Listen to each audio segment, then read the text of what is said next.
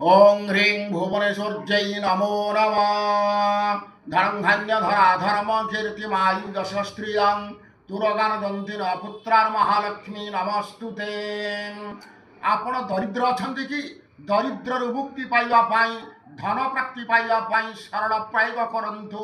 ଗୁରୁବାର ସନ୍ଧ୍ୟା ସମୟରେ ଆସନ୍ତାକାଲି ଆପଣଙ୍କ ଠାକୁର ଘରେ କିମ୍ବା ଘରେ ଗୋଟିଏ ହଳଦିଆ କପଡ଼ା ପକାନ୍ତୁ, ନୂତନ କଂସା ଥାଳି ରଖନ୍ତୁ, ତା ଉପରେ ଘିଅ ଦୀପ ଲଗାନ୍ତୁ, ପଞ୍ଚାମୃତ ଗଙ୍ଗାଜଳ ଧୂପ ଦୀପ ନୈବେଦ୍ୟ ଏବଂ ପଦ୍ମଫୁଲ ବିଲ୍ୱପତ୍ର ରଖନ୍ତୁ।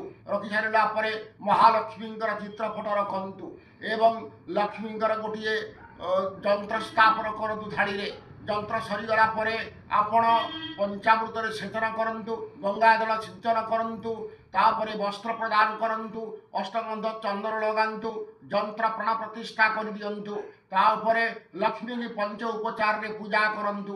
ପୂଜା ସରିଗଲା ପରେ ଆପଣ ଗୋଟିଏ ମନ୍ତ୍ର ମୁଁ ଡାକୁଛି, ଏହି ମନ୍ତ୍ରକୁ 1008 ଥର ଜପ କରନ୍ତୁ। ଜପ ମନ୍ତ୍ର ଲେଖନ୍ତୁ। ମନ୍ତ୍ର ମୁଁ ଡାକୁଛି, ଓಂ ହ୍ରିଂ ଶ୍ରୀଂ କ୍ଲିଂ ମହାଲକ୍ଷ୍ମୀ ଦେବ୍ୟೈ ମମ ଗୃହେ ଆଗଚ୍ଛ ଆଗଚ୍ଛ ହ୍ରିଂ ଓಂ ନମଃ। ଏହି ମନ୍ତ୍ରକୁ 1008 ଥର ଜପ କରନ୍ତୁ। ଜପ ସରିଗଲା ପରେ ସମର୍ପଣ କରନ୍ତୁ। ସମର୍ପଣ କରିସାରିଲା ପରେ ଆପଣ ରାତ୍ରରେ ଶୟନ କରନ୍ତୁ। ପ୍ରାପ୍ତ ସମୟରେ ସ୍ନାନ ସାରି ଏ ଦ୍ରବ୍ୟ ଗୁଡ଼ିକୁ ବାନ୍ଧି ଦିଅନ୍ତୁ। ବାନ୍ଧିକରି ପୁଟୁଳି ଗୋଟିଏ ରଖନ୍ତୁ ଲକ୍ଷ୍ମୀଙ୍କ ପାଖରେ। 7 ଦିନ କ୍ରମାଗତ ଏହି ମନ୍ତ୍ରକୁ ଜପ କରନ୍ତୁ ସନ୍ଧ୍ୟା ସମୟରେ। ତାପରେ ପ୍ରଣାମ କରନ୍ତୁ। 7 ଦିନ ସରିଗଲା ପରେ ଏ ପୁଟୁଳିକି ବାନ୍ଧି ଆପଣ ନଦୀ ଜଳରେ ବିସର୍ଜନ କରିଦିଅନ୍ତୁ। ଦେଖିବେ ଏବଂ ଏଇଥିରେ ଲକ୍ଷ୍ମୀ ବଢ଼ିବେ, ଧନ ପ୍ରଦାନ କରିବେ ଏବଂ ଐଶ୍ୱର୍ଯ୍ୟ ବଢ଼ିବ।